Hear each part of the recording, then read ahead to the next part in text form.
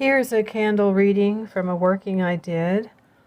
The skull has burned clean with drippings just through one eye. That's pretty normal. There's nothing else that's happened. Let's see, the ears have opened. Ooh. That's good. The figure candle in the back here didn't have a chance to really flow freely, but from what you can see here is what's left over are two peaks, or you could call, I guess, two mountains.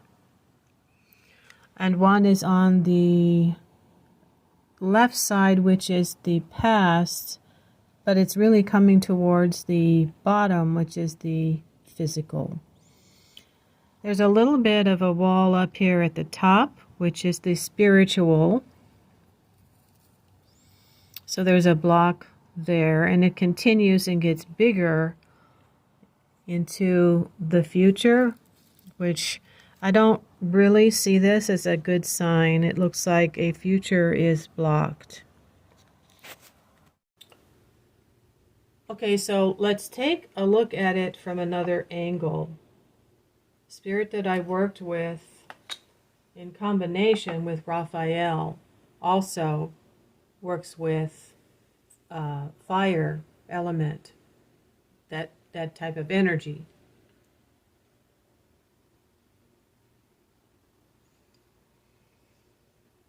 It is the next day.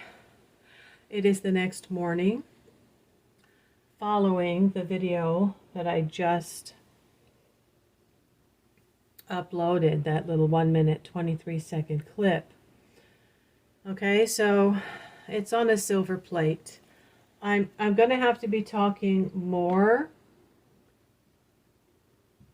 about what has happened with me over the past 1.5 years and what I have learned about energy. I have talked about feeling that my energy had not only been tapped into, but had also been taken. Okay. I will do my hair and makeup and get in front of the camera. So, today is Sunday. Let's take another look at this. I think fresh flowers, because in Hinduism they say flowers are from heaven, helps really to bring in a higher frequency to help you receive good images. So if we take the skull off, oh, the whole thing is there. What's going to happen? Ooh, the candle in the back is there. Okay, maybe I'm not ready to do that yet. But as I think it's interesting, I don't recall the eyes ever being left intact like this before. As you can see,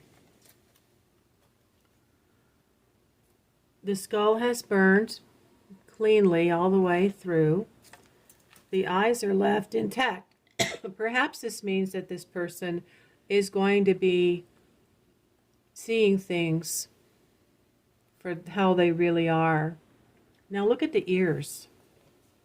This to me was very interesting. Also, there was no burn through the skull down here. The ears were left open. You see that? There's a big hole there for the left ear.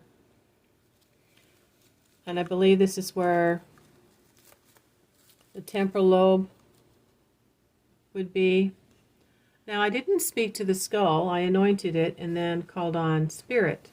Let's look at the other one. Here is where it could have collapsed, but it didn't. And it's almost as though it's like a real ear, you know, how we've got our entrance to the ear, the outer part, and then the big ear. So that didn't burn through. And here we have, for some reason, these two holes.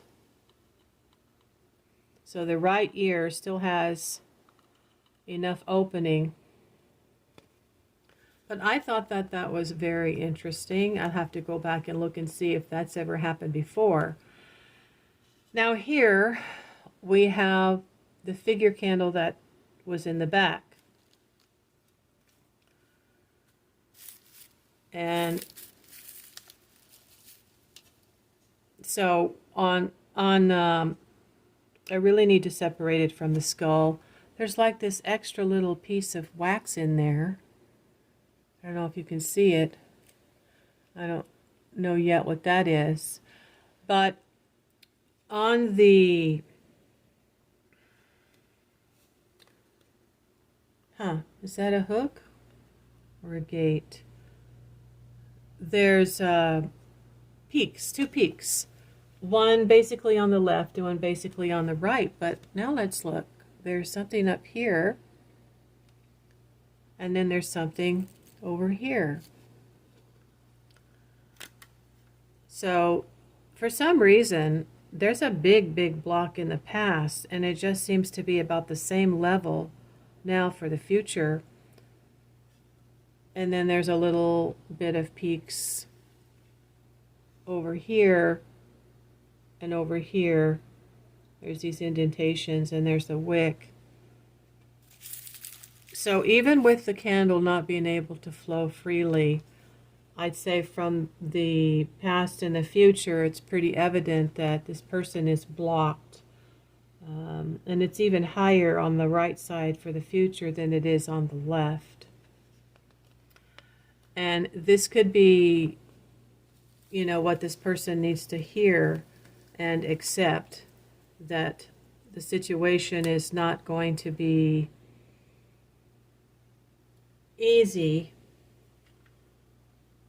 to, it's important to listen, right? And it's important to see.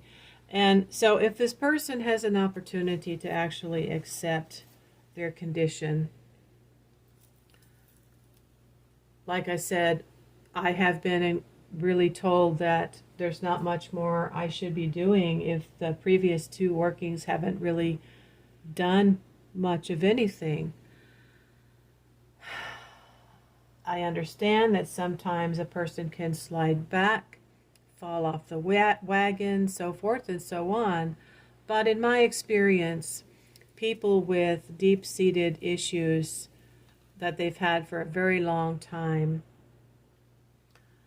and especially if it's gotten to the point where they are now physically very unwell, there may not be enough motivation. It just depends, you know. Can there be a miracle? I don't know. I've left it up to the goddess, the Divine Mother, and the co-creator, God. I like to term everything as the creator, but I do also, in Hinduism, of course, we believe that everything comes from the Mother.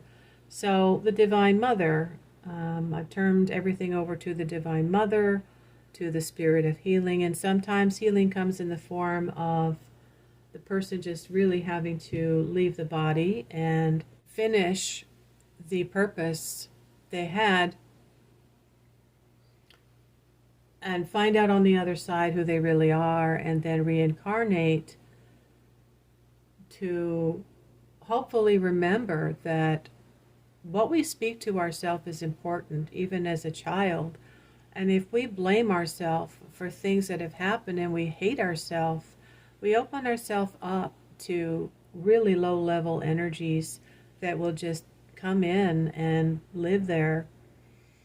And then it's pretty difficult for anybody to look at you with their naked eyes and say, oh, you have this and this and this on you, you need to go get an exorcism.